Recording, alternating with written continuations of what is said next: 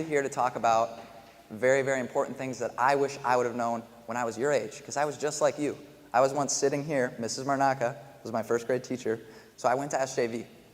So there's a lot of things that I wish I would have known and actually put into action in my everyday life that I'm going to teach you today. Does that sound like a good plan? Yeah. So the first thing we're going to do, I need everyone to put their notebooks and pencils down. So what we're going to be doing, okay, for this activity, all right, as a group, everyone's going to be writing down individually what their vision of the perfect life is. Right? So if you think of yourself in the future, what's the best life that you could possibly live? So my example, for right now, the best life I could possibly live, I married my girlfriend, I live on a lake in Madison, CTG hoops, grows, keeps growing, I influence more people. That would be an example of something I would write down on this piece of paper. Does that make sense? What we're going to be doing? So once everyone's written down their vision of the perfect life, as a group, you're going to decide what you think everyone is looking for. So all of you are looking for the same thing, even though it's different subjects. What do you want to be when you grow up? NFL. You always play football. So you want to play football? Yeah. Okay, so a football player. So you'd write down football player. That's what I want to be when I grow up. Does that make sense? So if you can vision yourself having the best life you could possibly live in the future, what would that look like? And you're going to write that down.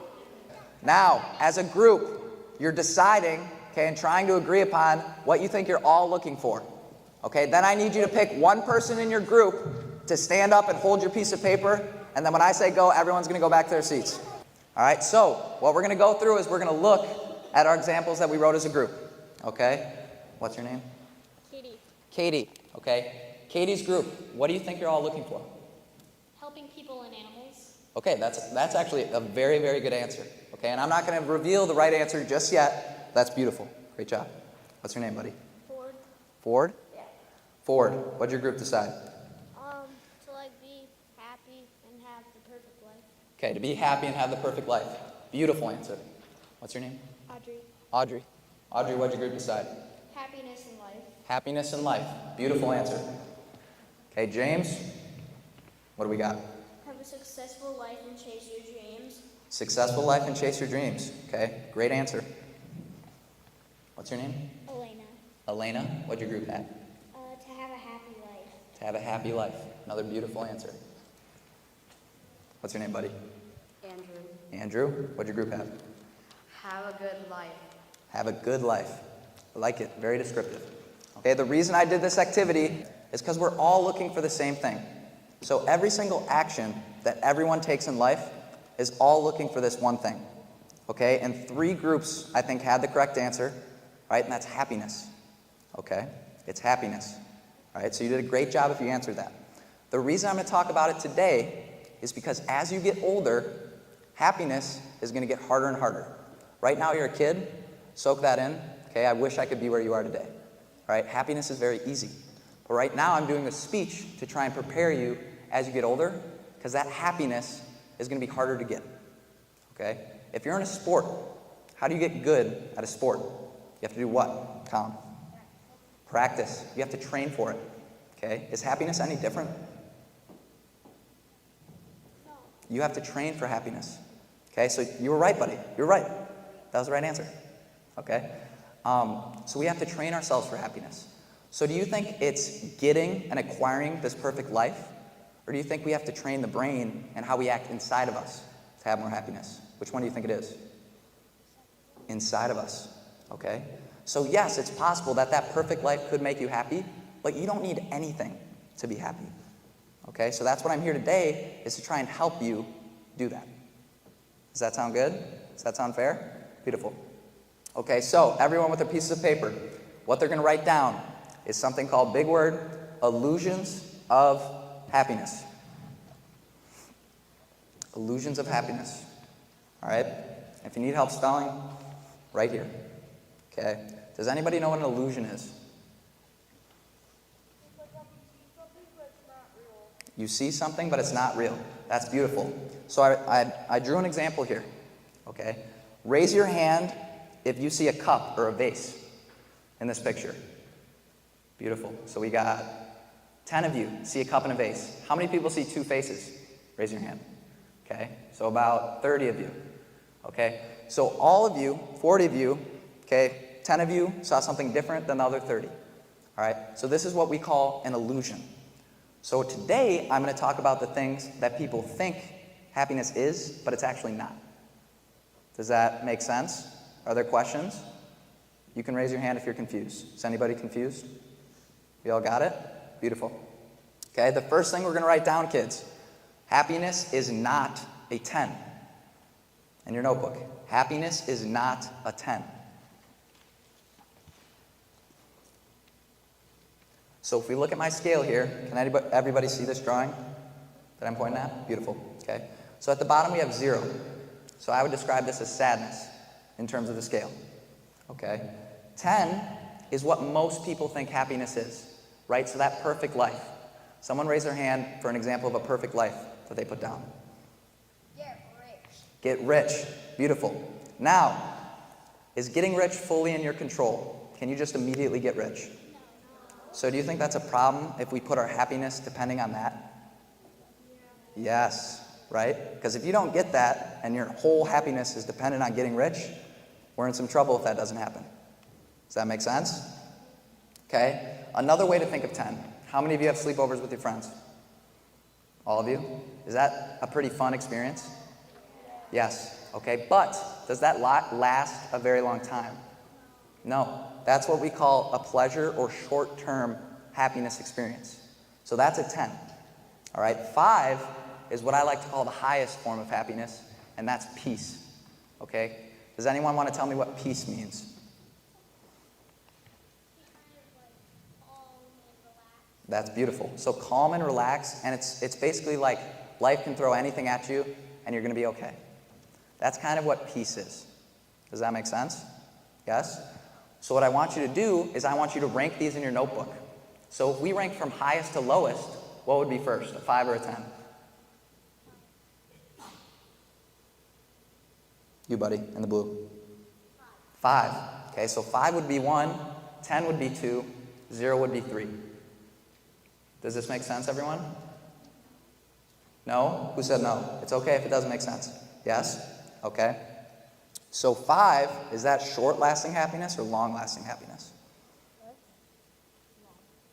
It'll last longer. 5 will. Okay, 10's like, what's your favorite food? Spaghetti. Okay, does the spaghetti taste really good when you're eating it? Yeah? Does it last for a very long time, though? And then it leaves. Does that make sense? So that's why we actually want to chase 5 and not 10s. Make sense? Yes? Beautiful.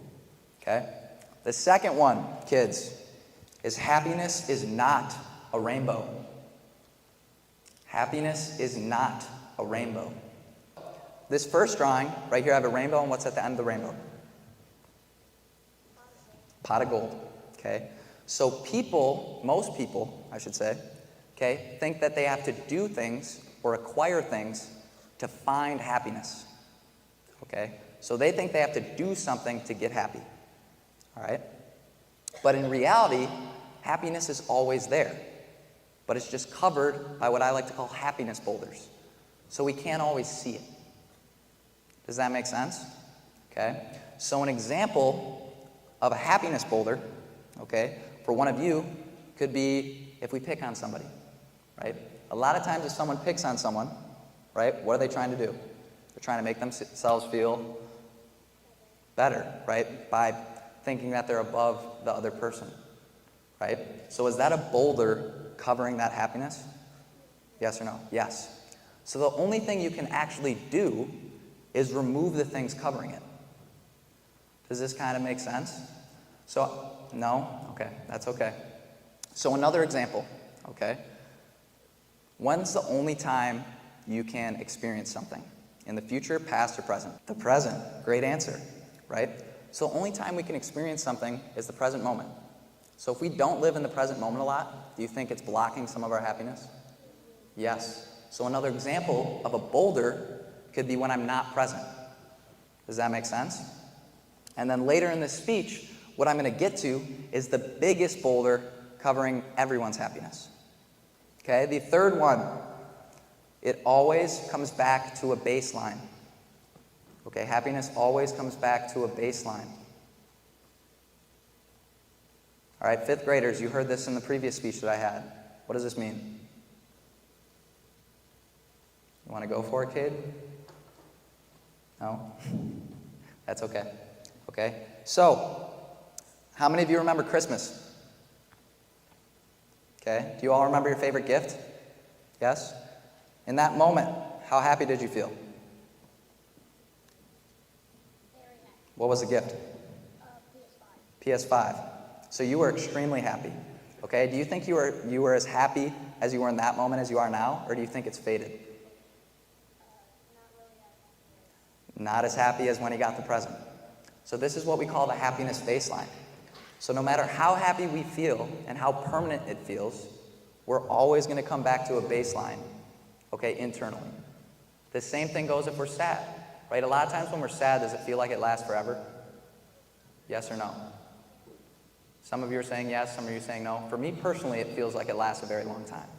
But eventually, we always come back to a baseline. Does that make sense? So do you think we should try and fill the cup up with things outside of us, like more money, or more toys, or more gifts? Or do you think we should try and raise the bar internally so we're happier no matter what's going on? Which one do you think we want to do? Happier no matter what's going on. Beautiful. So is that concept making more sense, kids? Yes? Yes? So, what we're going to do, before you put your notebooks down, I want everyone to write an example of a happiness baseline experience that they had. So a time in their life, it could be a Christmas gift, okay? It could be an awesome weekend with your friends, okay? Whatever it is, a time in your life when you felt like you were going to be happy forever, okay? And you thought that was going to last forever. But now looking back on it, you can realize that that faded back to your baseline. Does that make sense? It can be a positive or negative experience, but it's whatever you're comfortable sharing with a partner, because that's what you're going to do is you're going to get up, okay, and talk to a partner that you weren't sitting by right now, after you write it down in your notebook. What's your example? My birthday. Your birthday, so that feel really, really good? Yeah. And now, can you kind of not really remember it? Yeah. That's, Yeah, I can, but it's not as happy as it was. yes? So it came back to that baseline. Does that make sense? You want to give your example? When I won the softball tournament. So when you won the softball tournament, that feel really good in the moment? Does it feel as good now? Good job, girls. That's perfect. What was your experience?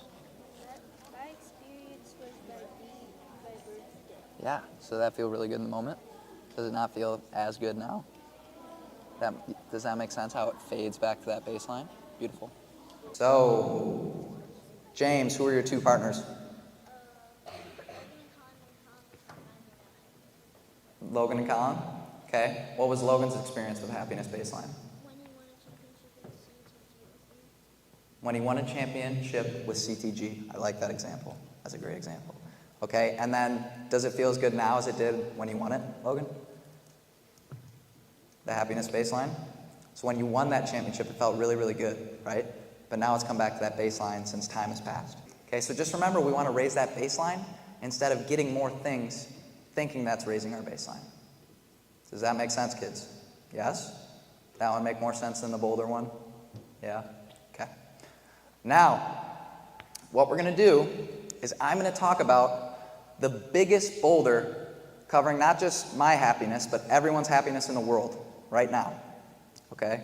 And that's something called real love. All right? Real love. So I'm going to use a quote from Jesus in the Bible. Okay, it's not exactly translated how it was stated because I'm going to simplify it, so hopefully it makes more sense to you kids. You have heard people say, so in the Old Testament they said, love your neighbor, hate your enemy. But Jesus came in the New Testament and said, but I tell you, love your enemies and pray for those who persecute you. Okay? So when I was your age, I let this quote go over my head, and I think a lot of people do. So when people read Jesus says, love your enemies, a lot of people take that as don't retaliate. So someone's picking on you in school, they're being mean, right? A lot of people say be the bigger person, okay, and don't fight back or talk back, and don't retaliate, right? But what we're going to do right now is an activity to explain this Jesus quote. Does that sound like a good idea? Yeah? Okay. So, in each piece of paper, and it's going to be behind me, so there's 3 pieces of paper, and I'm going to spread them out before everyone runs to the piece of paper. Okay, but in the middle, it says who's deserving of real love. Okay, and what that means, who do you think deserves more happiness, okay, and less struggle? And I want you to think of one person in your life that you think deserves that. For me, it's my mom. She's here right now. I think my mom deserves a lot of happiness and an easy life and less struggle. Okay? So that's an example of someone I would write that I think deserves real love. Does someone want to share their answer from this group? You're not this group? Who's from this group? My mom. Beautiful answer. My mom. Beautiful answer. Parents. Good answer. Dad. Good answer. Me. Wow. Brownie points for James. Last one. Dad. Love it. Okay? Great answers, everyone. Great answers. Raise your hand if you're in this group and you'd like to share. Blue sweatshirt. Mom. Beautiful. Grandma. Awesome answer. Mom. Last one, Cade. Mom. Beautiful. You guys can set that down. Thank you. Take a seat quietly. Who was in the Mars group and wants to share their example? Raise your hand. Yep. My Grandma. Beautiful. my Dad. Beautiful. my babysitter, Babysitter. Love it. Mom. Last one. Mom. Beautiful. Beautiful answers, everyone. Set the piece of paper down. Great job, you guys. Okay. Now, does anyone have a guess of why they think I would do this activity? No clue? You're getting to the right point, okay? Hands down. All right, so the reason I did this activity, is anyone on this piece of paper wrong? No, you're all right, okay? But like Jesus said, who's also deserving to be on that piece of paper? Everyone. Every single person that's alive deserves to be on that piece of paper, okay? So an example I'll use, all right, is somebody picks on someone in school, all right? So normally, do we feel bad for the person that was picked on? And we want them to be more happy, to be free from the struggle they're going through? Yes? Okay? And that's good. They are deserving of real love and more happiness. Okay? But what about the person that picked on that person? Do they still deserve real love? Yeah, they sure do. Okay? Because when someone picks on another person, what are they looking for? What did I say everyone looks for in any action? Happiness. Okay? It's a terrible way to look for it, right? But they are looking for that. So that means they're struggling. They don't have a lot of it. So they try to pick on someone to get more of it. Okay, so that's a way we can see of how someone's struggling. Does that make sense? So a great indicator for you kids when your real love is being challenged is when you get mad. A lot of times when we get mad, what happens? We yell or scream. What normally makes us mad? Other people. So interactions with other people. Whether it's they talk behind your back or they make fun of you, okay? That normally makes us mad, okay? But instead of getting mad, we can think about what this person's going through, okay? Because they're also struggling, and they're also looking for what? Happiness. So they deserve that just as much as you do, even though they're making bad choices. Does that make sense? So this is the biggest boulder that people can remove by focusing on other people, and not just other people, all of everyone. Everyone's deserving of that real love. Okay, to build this real love muscle, no matter who it is, all right? Pay attention. This is the most important activity you're going to do all day. That could change your life, okay, and the people around you. All right?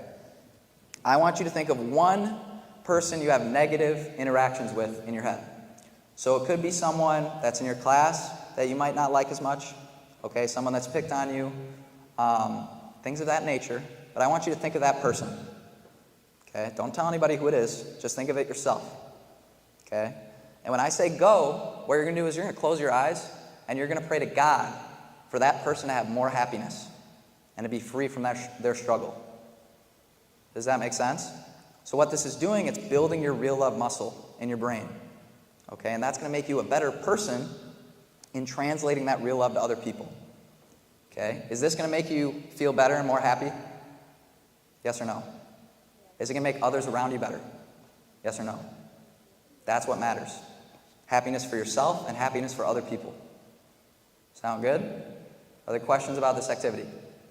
Does everyone have a person in mind? Raise your hand if you can't think of someone. Okay, that's perfect. So someone you could think of is someone that's neutral. Okay, so 8th grade, who's the 8th grade teacher? What'd you say? Mrs. Johnson. Okay, do you think about Mrs. Johnson a lot in your day? Probably not, because you're not in 8th grade. So this is what we call a neutral person. But are they any different than a person that's positive or negative? Do they deserve just as much real love and happiness? Yeah. Okay, so if you can't think of someone, think of a neutral person. Someone you walk by every day but really don't think about. Are there questions about this? So when I say go, you're going to close your eyes for 30 seconds. You're going to pray to God for the person you're thinking of and their happiness. Sound good? Ready? Go. How many of you feel better after doing that? Be honest. Okay? It's actually something that can make you feel really, really good. Okay, and not only that, but it'll make you feel really good when you see that person in everyday life. So I do this for 30 seconds every morning. Okay, I try and think of someone and build my real love muscle. You can put your hands down now. But this basically gets you ready for your day to apply real love to other people. Okay, but why is real love the biggest thing I want you to take away from this speech? One is your biggest what? What's this? A boulder. So it's covering your happiness, right? When we choose who we give real love to, right? And not only is it going to make you more happy, who else is it going to make more happy? What did you say, buddy? Like, wouldn't it make the person you're praying for? Well, if you care about everyone around you, are you going to treat others better?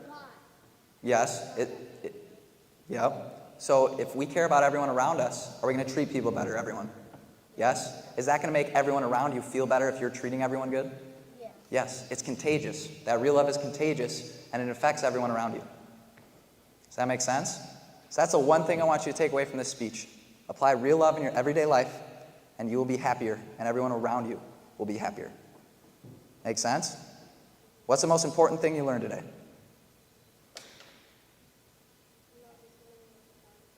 Yep, real love is the most powerful things. And when I say real love, I mean it doesn't change from person to person. Make sense? You don't need anything to be happy. That's a beautiful answer. Does anybody want to give another answer of what they learned? That's okay. Enemies deserve as much love as your friends do. What about you? Do you deserve the same amount as your enemy? Yep, you deserve the exact same amount. What about someone you never think of? Do they deserve just as much real love? Yep, so it's all equal between everyone. Does that make sense? So that's the one. Can we make an agreement that you'll do your best to apply real love every day from now on? Do your best. It's not going to be perfect. You're not going to do it every day. But trying to apply real love. Are there any questions for me, personally? Cade, you're smiling. What do you want to say? You got nothing? Well, thanks for listening to me. I hope you kids learned a lot. I did my best to simplify it, make it easy to understand. Did you like the activities that we did? You got up and moved around? Yeah? Awesome. Well, thanks for having me, kids. Until next time, I'll come talk to you again. Sound good?